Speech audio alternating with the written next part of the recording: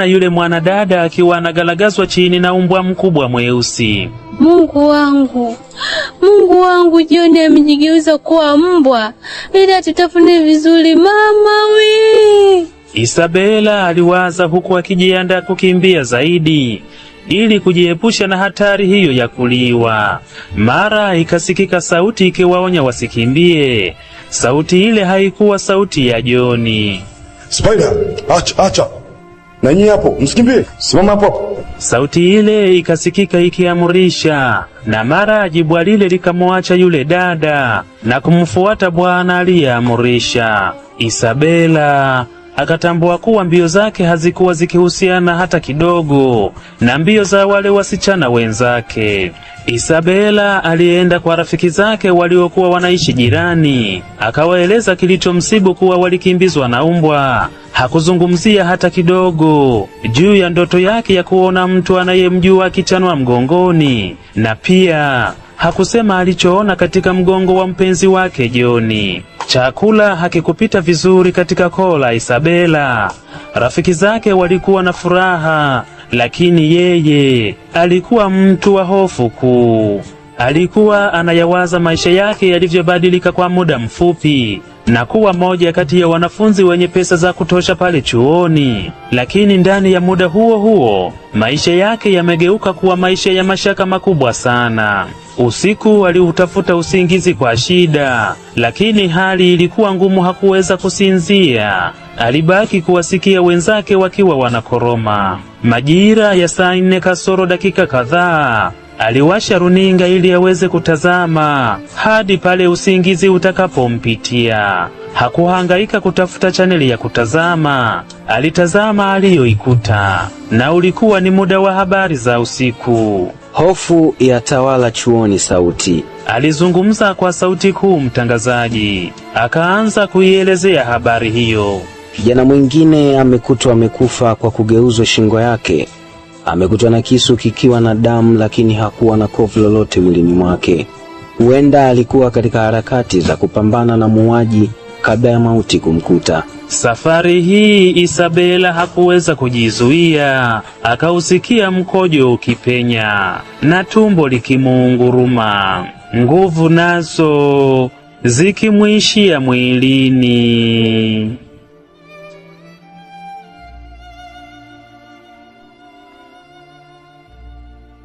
Majira ya saa 4 kasoro dakika kadhaa, aliwasha runinga ili aweze kutazama hadi pale usingizi utakapompitia. Hakuhangaika kutafuta chaneli ya kutazama, alitazama aliyoikuta, na ulikuwa ni muda wa habari za usiku. Hofu ya tawala chuoni sauti. Alizungumza kwa sauti kuu mtangazaji, akaanza kuielezea habari hiyo. Kijana mwingine amekutwa amekufa kwa kugeuzwa shingo yake. Amekutwa na kisu kikiwa na damu, lakini hakuwa na kovu lolote mwilini mwake. Huenda alikuwa katika harakati za kupambana na muuaji kabla ya mauti kumkuta. Safari hii Isabela hakuweza kujizuia, akausikia mkojo ukipenya na tumbo likimuunguruma, nguvu nazo zikamwishia mwilini. Zilipita siku takribani 15 bila maluweluwe ya aina yoyote ile kujitokeza. Isabela akaanza kusahau juu ya kila kilichopita katika maisha yake. Hakumshirikisha mama yake wala mtu yeyote juu ya yale mambo aliyowahi kuyaota kisha yakatokea. Ile imani kuwa yawezekana John ni mshirikina, nayo iliisha na kuamini kuwa ile ilikuwa ni ndoto kama ndoto zingine, na zaidi ya yote akajiaminisha kuwa yawezekana kabisa anatabiriwa kuwa mtakatifu. Baada ya kupuuza hayo, Isabela aliingia moja kwa moja katika kazi ambayo alikuwa amelipwa kwa ajili ya kuifanya. Awali ilimuwia uoga sana kuifanya kazi ili ya kuwashauri wasichana juu ya mahusiano na pia kutatua mambo kadha wa kadha juu ya mahusiano. Hakuamini kabisa kuwa akijitambulisha mbele ya wanafunzi wa mwaka wa 3 kuwa anahitaji kuwashauri juu ya mahusiano watamuelewa. Zaidi aliamini kuwa watampuuza tu. Isabela alianzisha vikundi mbalimbali katika madarasa tofauti kwa ajili ya kuendesha shughuli yake ya kuelimisha jamii, hasa wanawake juu ya mambo ya mahusiano. Kwa kutumia pesa alizokuwa akitumiwa na Dr. Davis, aliweza kuandaa semina mbalimbali zilizoambatanisha malipo. Semina hizi taratibu zikalikuza jina lake na kuanza kufahamika na kuheshimika huku na kule. Jina la Isabela lilikuwa zaidi pale ile kampuni iitwayo Save Me ya Dr. Davis ilipotuma ujumbe pale chuoni kwa ajili ya kongamano kubwa kabisa. Ni katika kongamano hilo watu zaidi walimtambua Isabela na wengine kuanza kumuonea wivu juu ya ile kazi aliyokuwa amebahatika kuipata. Katika kongamano hilo wanafunzi wote walisimama kuwakumbuka wenzao waliokufa katika mazingira ya kutatanisha pale chuoni. Hatimaye vifo vikasahaulika na maisha yakaendelea. Isabela naye akasahau kabisa juu ya zile ndoto zake za ajabu. Kama alivyotarajia kuwa umaarufu wake lazima utompatia kitu cha ziada pale, ilikuwa kweli. Kwanza alianza kuitwa katika bunge la chuo ili azungumze na wabunge na mawaziri. Mwaliko huu alipewa na rais wa chuo kikuu Sauti. Mara akateuliwa na rais kuwa mmoja kati ya mawaziri katika baraza lake. Hii haikujalisha katiba inaruhusu ama la, kwa sababu aliyechaguliwa alikuwa ni Isabela. Hakuna aliyeguna. Unaanzaje kuguna wakati mtu aliyeingizwa bungeni hajaja kwa ajili ya posho, bali yeye ndiye mwenye jeuri ya kuamua kuwalipa posho wabunge siku wakijisikia? Wakati haya yote yakitokea, Isabela alikuwa katika penzi motomoto na Joni, na wakati huo Jessica akiwa amesahaulika kabisa. Maneno ya chini hayakukosekana kuwa Joni ana tabia mbaya sana, kwamba hata kabla Jessica wake hajaoza kaburini yeye anafurahia na Isabela. Haya yalibaki kuwa maneno tu, hayakuwa na tija. Maisha yakaendelea. Maisha ya nyumbani kwao Isabela yalikuwa tofauti kabisa. Nyumba ya kisasa ilikuwa inajengwa kwa kasi. Baba Isabela alikuwa amepunguza safari za kwenda kwenye pombe za kienyeji. Kila mtu katika ukoo alimuona Isabela yu Mungu mtu, kasoro dada yake yule mlokole. Yeye hakutaka kabisa kumtegemea Isabela. Alisema kuwa moyo wake unakataa. Haya yote yalikuwa ndani ya miezi miwili tu.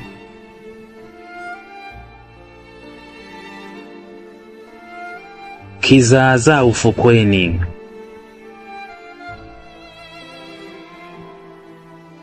Ilikuwa ni siku ya 6 kuanzia Jumatatu, yaani ilikuwa ni siku ya Jumamosi.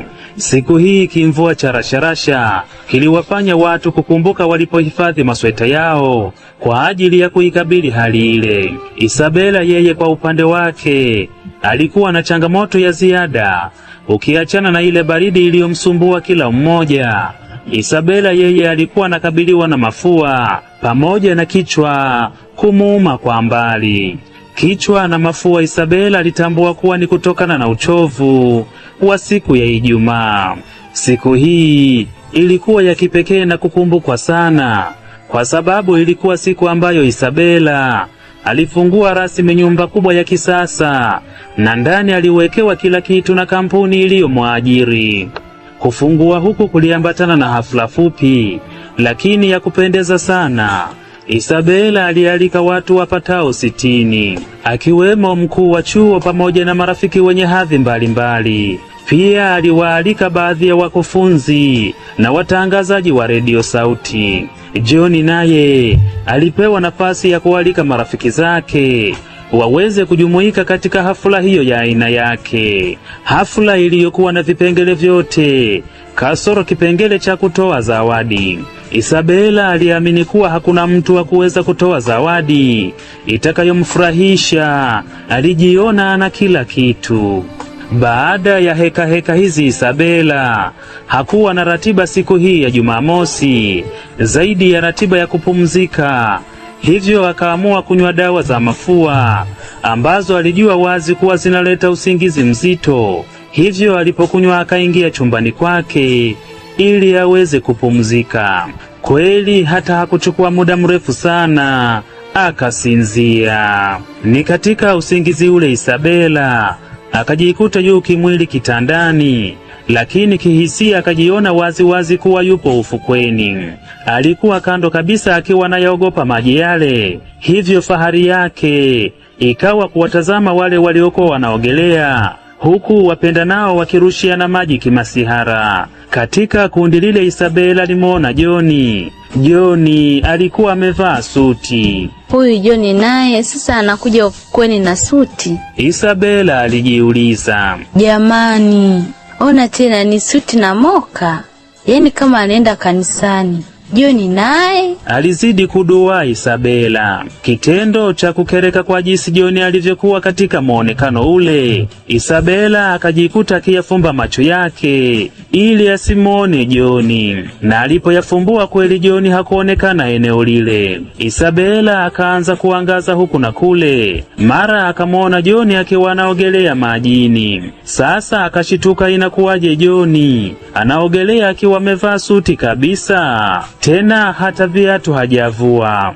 Ule mshangao haukudumu sana. Macho ya Isabela yakashuhudia mkia katika kiuno cha Joni. Mungu wangu, Joni anamkia kama samaki. Alihamaki, akataka kukurupuka akimbie, lakini hakuweza kufanya vile. Mwili ulikuwa mzito sana. Mara yule Joni mwenye mkia akageukia upande aliokuwa Isabela. Hapo Isabela akauona mdomo wa Joni ulivyokuwa na meno makubwa. Isabela akatapatapa ili apige kelele, lakini ni kama alikuwa amewekewa kitu kizito sana katika kifua chake ili asiweze walau kuhama kutoka eneo alilokuwa kuelekea upande mwingine. Pumzi nazo zikaanza kuwa shida. Mara Joni mwenye meno makali makubwa na mkia wa samaki aliendelea kumtisha. Sasa alianza kuwararua watu waliokuwa katika ufukwe ule. Alianza kwa kuurarua mkono wa mwanadada aliyekuwa karibu naye. Mara akakirukia kichwa cha mwanadada mwingine akaking'oa chote. Joni alionekana kuwa mwenye hasira sana. Aliukwangua mguu wa dada mwingine. Sasa akabaki mwanaume mmoja mtaalamu wa kuogelea. Yeye baada ya kuona balaa lile, alikata maji yale mekundu hadi akafika nje. Kwa sababu Joni alikuwa yu katika mfumo wa samaki, hakuweza kuogelea, akabaki kutapata pale ufukweni. Yule mfulana badala aendelee kukimbia, alipofika pale nje ya maji, akaokota maji na kuanza kumponda yule samaki mtu mwenye sura ya Joni, mpenzi wake Isabela. Isabela alikuwa anatetemeka kushuhudia haya, lakini hakuweza kujisogeza kabisa. Yule kijana aliendelea kumponda yule samaki, lakini hapa likatokea jingine la kumtisha zaidi Isabela. Nyuma ya yule kijana aliyekuwa na mkung'ute ipasavyo samaki yule kwa mawe, alitokea mwanaume aliyekuwa kifua wazi. Huyu alikuwa ni Joni, mpenzi wake Isabela. La haula, Joni katika samaki na Joni kifua wazi. Yule kijana kuona hivyo, akamsukuma Joni chini na akataka kukimbia, lakini hakufika mbali, akadakwa mguu akaanguka chini. Kilichofuata ni shingo yake kunyongwa hadi akapoteza maisha. Joni aliyekuwa kifua wazi alipogeuka Isabela kwa macho yake mawili, akaiona ile alama ya kuchanwa katika mgongo wa Joni. Hapo sasa fahamu zikamtoka, na hata macho yalipopata ujasiri wa kuja kufunguka tena, haikuwa ndoto tena, bali alijikuta yu katika mikono ya watu wenye nguo nyeupe pe. Walikuwa kila kona. Hofu mpya ikaanzia pale.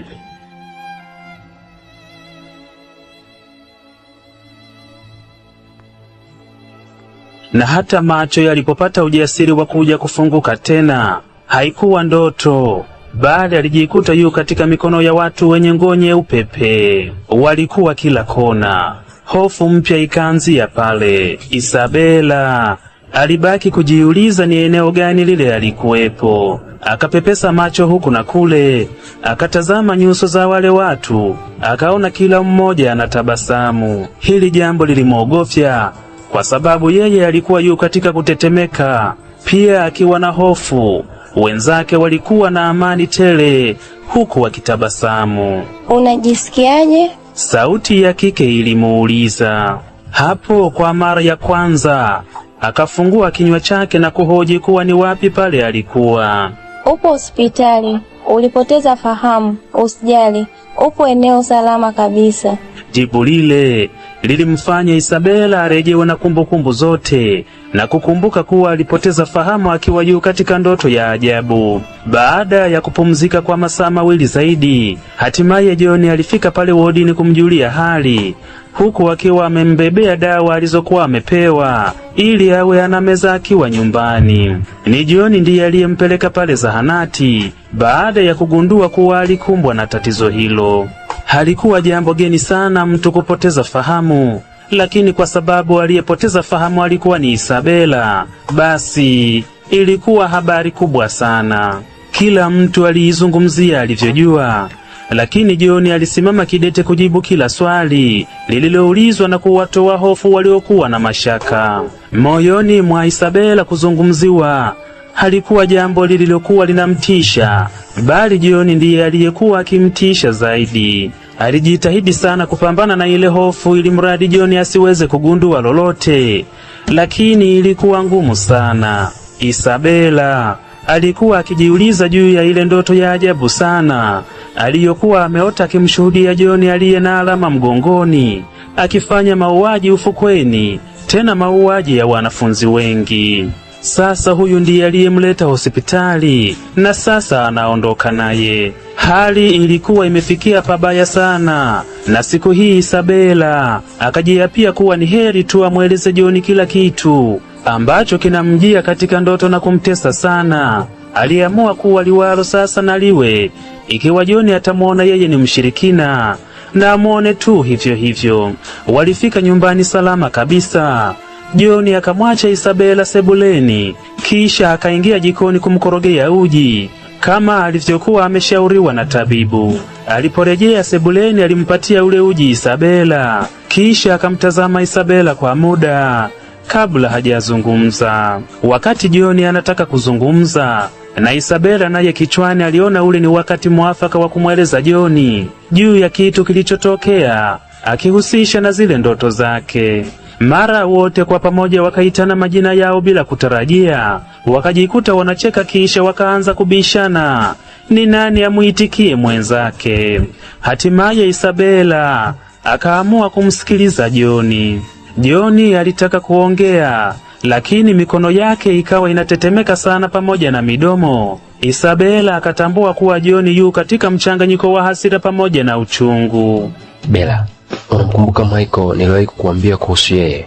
Kwamba ni binamu yangu, tunasoma chuo kimoja lakini course tofauti, na huwa inapita hadi miezi miwili bila kuonana naye. John alijieleza kwa utulivu. Isabela macho yakamtoka, akajikuta akiingia kwenye yale maongezi kwa papara. John, unataka kunaambia Michael amekufa ama? Samani, ni kitu gani kwani kimemkumba?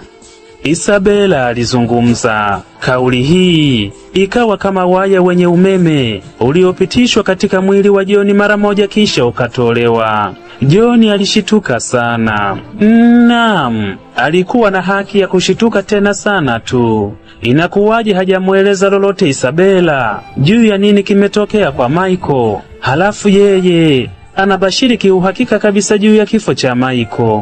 Lakini John hakuhoji. Alihisi na kupuuza kuwa huenda Isabela alizisikia taarifa, lakini angezisikia wapi wakati alikuwa amepoteza fahamu? John akabaki na viulizo, kisha akamwambia Isabela ni kweli Michael alikuwa ameuawa. Binamu yangu ameuawa akiwa anaogelea. Kuna mtu amemvunja shingo yake, lakini uzuri wake kwamba kila lenye mwanzo alikosa mwisho wake. Muuaji aliangusha kitambulisho chake na polisi wamekikamata na upelelezi unaendelea. Yaani akikamatwa na hakikisha walau na mtandika ngome ya uso huyo muuaji. John alijieleza kwa utulivu. Isabela alitokwa na yowe kubwa la hofu baada ya kusikia aina ile ya kifo alichokitaja John. Sasa akawa anapagawa mara 3 zaidi ya awali kwanza alikuwa amepanga kumweleza John juu ya mambo yote ya ajabu yanayotokea. Mara John huyu anaelezea juu ya tukio ambalo yeye Isabela lilimjia ndotoni, na aliyefanya hayo mauaji ni John mpenzi wake.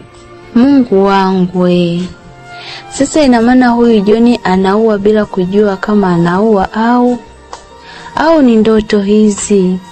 Alijiuliza Isabela kichwani mwake, asipate wa kumpatia jibu. Mstari juu ya kuwa muuaji alidondosha kitambulisho na polisi walikiokota ulikuwa mzito sana. Kama muuaji ni yule aliyejitokeza katika ndoto ya Isabela akiwa ana meno makubwa na mkia na sura ya John, basi lazima kitambulisho kitakuwa cha John. Na kama kikiwa cha John, basi moja kwa moja John ataingia katika matatizo makubwa sana ambayo hayakuwepo kabisa hapo awali. Kila kesi inayohusu vifo vya ajabu itamwangukia yeye. Alimtazama John usoni na kumuona asiyejua wala kuonekana kuhisi hatari yoyote mbele yake. Isabela akashindwa la kusema kwa sababu aliona mambo yanazidi kuwa magumu tofauti na alichowaza kabla.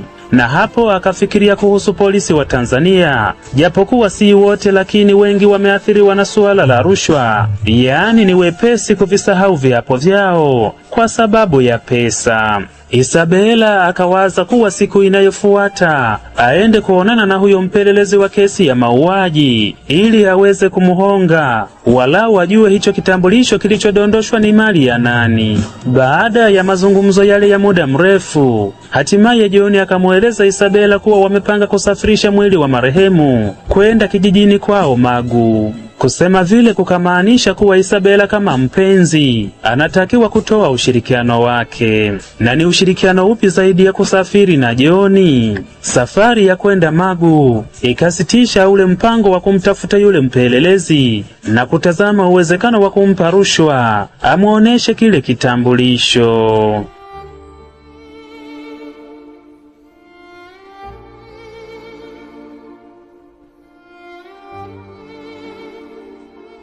Safari haikuwa ndefu sana kutokana na ubora wa barabara za jijini Mwanza kuelekea nje ya jiji hadi Magu. Walifika mapema sana siku hiyo, wakalala kwa ajili ya shughuli za maziko siku inayofuatia. Ulikuwa msiba uliovuta vijana wengi wakiwa na majonzi mazito. Walimulilia sana Michael. Kila mmoja alisema zuri alilojua kutoka kwa kijana huyu. Maneno haya hayakubadili chochote, lakini neno la mama yake marehemu Michael lilikuwa moja na alikuwa akilirudia mara kwa mara. Alilia sana akisema kuwa mtoto wake hakufa kifo cha kawaida hata kidogo. Watu walimsihi awe na imani, akadai imani yake ndo inamtuma hivyo. Mtoto wake ameuawa katika nguvu za giza. Hakuwepo hata mmoja wa kuweza kuyabadili mawazo ya mama yule. Baada ya maziko, John alikutana na Isabela na kumshukuru kwa ushirikiano wake hasa kipesa, maana Isabela alikuta hali ya nyumbani kwa akina Michael hairidhishi. Hivyo kwa asilimia kubwa alihudumia waliokuja katika msiba ule. Alipomaliza kushukuru, akafungua pochi yake huku akizungumza. Ujue kama masiala vile Isabela, eti sikioni kitambulisho changu, sijui nitakuwa nimekidondosha wapi. Ila mbona sijatoa wallet hata mara moja? John alizungumza huku akitabasamu, kumaanisha kuwa lile jambo lililotokea ni la kizembe sana na huenda muda si mrefu atakipata kitambulisho. Kitambulisho gani? Isabela alimuuliza. John akajibu kuwa kilichopotea ni kitambulisho chake cha chuo.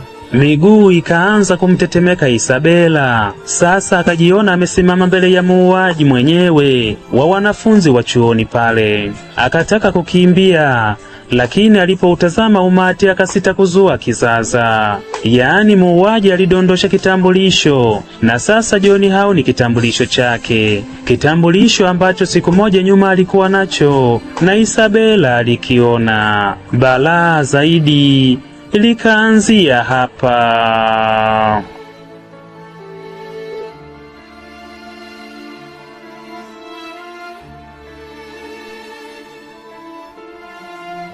Akataka kukimbia, lakini alipoutazama umati akasita kuzua kizaza. Yaani muuaji alidondosha kitambulisho na sasa John haoni kitambulisho chake. kitambulisho ambacho siku moja nyuma alikuwa nacho na Isabela alikiona. Balaa zaidi likaanzia hapa. Baada ya mazungumzo na Joni, walikubaliana yeye Isabela rejee chuoni, wakati Joni akibaki na wafiwa kwa muda wa juma moja. Hii habari ilikuwa afueni sana kwa Isabela, ambaye alianza kuhisi kuwa hayupo salama hata kidogo akiwa jirani na Joni. Isabela akaondoka kuelekea chuoni, lakini hakuingia moja kwa moja chuoni.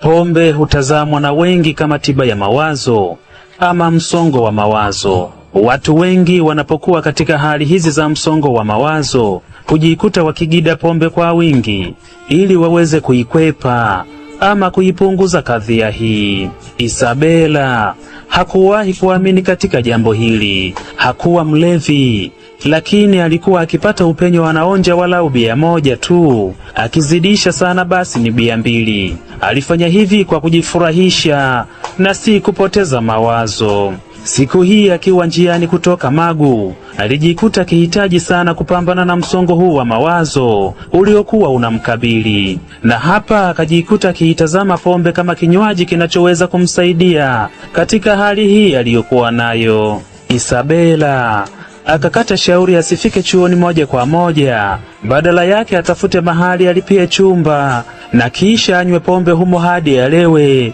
kisha alale humo humo. Alipanga hivyo ili kukwepa macho ya watu, maana tayari alikuwa anafahamika.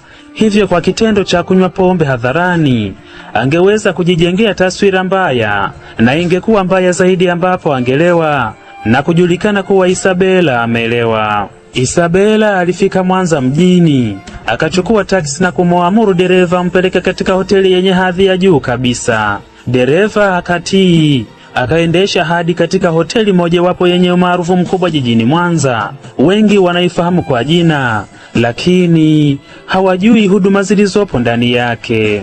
Isabela hakutikisika alipotajiwa gharama ya vyumba. Akalipia, akaelekezwa chumba chake kilipo, akaingia. Isabela alipoingia pale ndani alitabasamu, kisha akakiri kuwa raha sio lazima usafiri kwenda Ulaya. Popote pale ulipo ukiwa na pesa unaweza kuipata raha, lakini ambacho huwezi kukipata kwa pesa yako ni amani. Isabela akajirusha katika kitanda kile cha futi 6 kwa 6, kitanda ambacho kilikuwa tayari kumuhifadhi pindi atakapokuwa amelewa na kupitiwa na usingizi.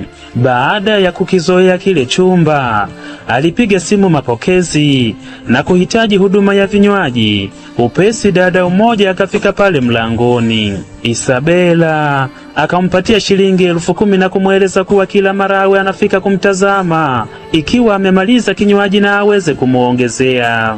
Dada yule akashukuru sana kwa ngekewa ile iliyomwangukia, akawa mtumwa wa ile pesa. Kila muda anapandisha juu kama Isabela amemaliza bia na muongezea nyingine. Alifanya vile hadi alipomkuta Isabela akiwa amesinzia. Wakati dada yule anaondoka na kuufunga mlango wa chumba cha Isabela, alipishana na bwana mmoja asiyefahamiana naye na hakujishughulisha kumtambua, kwa sababu haikuwa kazi yake kutambua kila mtu. Yule bwana moja kwa moja akaingia katika chumba alichokuwa amelala Isabela, akamfikia Isabela na kumtikisa. Alimtikisa kama mara 2 hadi Isabela aliposhtuka. Alikuwa amelewa chakali kabisa, lakini aliweza kutambua kuwa mtu yule hakuwa mhudumu bali mtu mpya kabisa. Bwana yule akajitambulisha majina na cheo chake.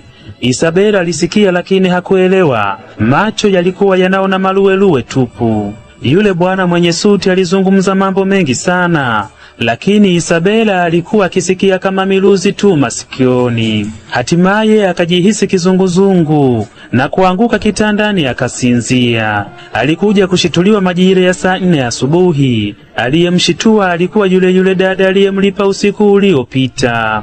Tayari alikuwa amefanya usafi katika kile chumba, na sasa alimuuliza Isabela mletee supu ya mbuzi ama ya ng'ombe. Isabela akaagiza supu ya mbuzi.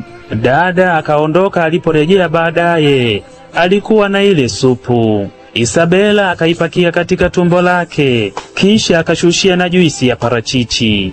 Akasimama na kuingia bafuni, akajiandaa kutoka. Akalipia huduma zote alizotumia, kisha akakutana na yule dada, akamuongeza 20,000 kwa huduma yake nzuri. Dada akashukuru akipiga magoti. Isabela hakujali, akaondoka zake, akaita taksi, akamwamuru amfikishe Nyegezi Kona.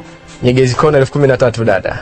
Dereva yule mwenye mapepe aliuliza. Isabela hakujibu, bali alibaki kuchezea simu yake tu. Alimsikitikia sana yule dereva. Hakujua alikuwa amembeba msichana mwenye pesa za kutosha sana. Kuona kimya, dereva akamhoji, dada, unayo 13,000?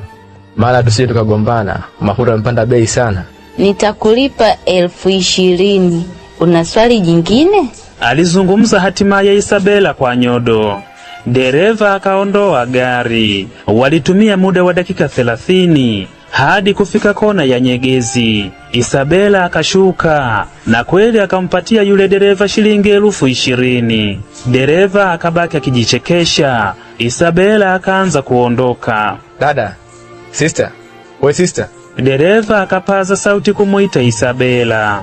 Wanawake bwana, kwa dharau tu hawajambo. Unaweza kumuita umweleze jambo la msingi, lakini kwa sababu tu wewe ni mwanaume, basi anakupuuza, akijua unataka kumwambia mambo ya kishenzi. Sio kwamba Isabela hakumsikia yule dereva, alimsikia vizuri sana, lakini akauchuna.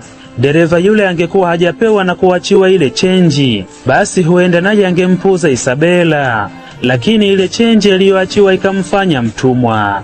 Akamkimbilia Isabela, akamgusa bega. We kaka, vipi? Isabela akageuka na kujibu kwa jaziba. Samani, kuna kitambulisho, sijui ni nini hiki, umeangusha wakati unanipatia ile pesa. Alijieleza kwa upole kabisa, huku akinyoosha mkono wake kumpatia Isabela kile kitambulisho.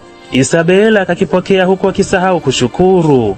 Dereva naye hakujali, akaondoka. Isabela akakiweka kitambulisho kile katika pochi, kisha akaanza kutembea. Baada ya hatua kadhaa akaliona duka, akahisi kiu. Akafungua pochi yake katika upande mwingine, akatoa pesa na kwenda dukani, akanunua maji. Wakati anakunywa maji, akagundua kuwa alipokuwa anatoa pesa ameona kitambulisho cha chuo, na si hapo alipokiweka mara baada ya kupewa na yule dereva. Alipomaliza kupiga funda kadhaa, akafungua kweli, akakiona kitambulisho chenye picha yake. Halafu akafungua tena zipu nyingine, akatazama, akaona kitambulisho. Akadua, mbona ana vitambulisho viwili? Akakichomoa kile kitambulisho kisha kukitazama. Wacha we! Pochi likamtoka mkononi na kutua chini, kisha likafuatia kopo la maji likaanguka. Isabela akabaki kukodoa macho akikitazama kile kitambulisho. Kilikuwa ni kitambulisho cha Joni, kitambulisho kilichopotea msibani, kitambulisho kinachoaminika kuwa cha muuaji katika ndoto yake. Sasa anacho katika mikono yake. Ubaya ama uzuri wa mjini ni kwamba kila mmoja anajali mambo yake. Hakuna aliyemjali Isabela na mshangao wake. Isabela kaanza kuumiza kichwa.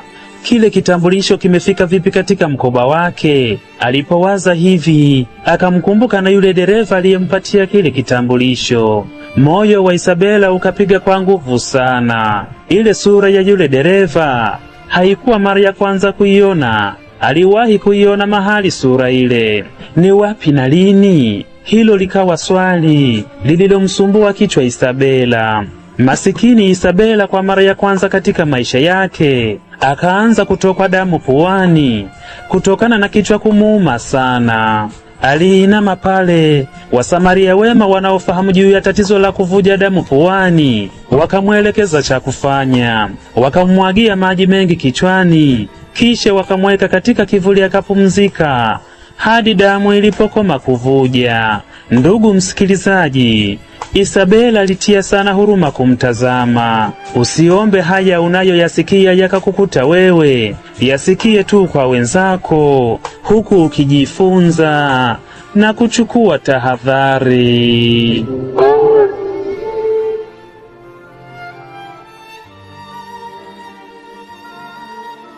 Changamoto. Je, ungekuwa wewe ungefanya nini sasa? Joni unampenda kwa dhati. Joni umemwota akiwa anaua, kweli mtu kafa. Huyu mtu ni binamu wa Joni. Joni anapoteza kitambulisho na ndotoni muuaji anadondosha kitambulisho. Sasa unamiliki kitambulisho hicho cha muuaji ambaye ni mpenzi wako. Kabla ya kujua Isabela yeye alifanya nini, je, wewe ungefanya nini hapo? Tafadhali usikose sehemu inayofuata.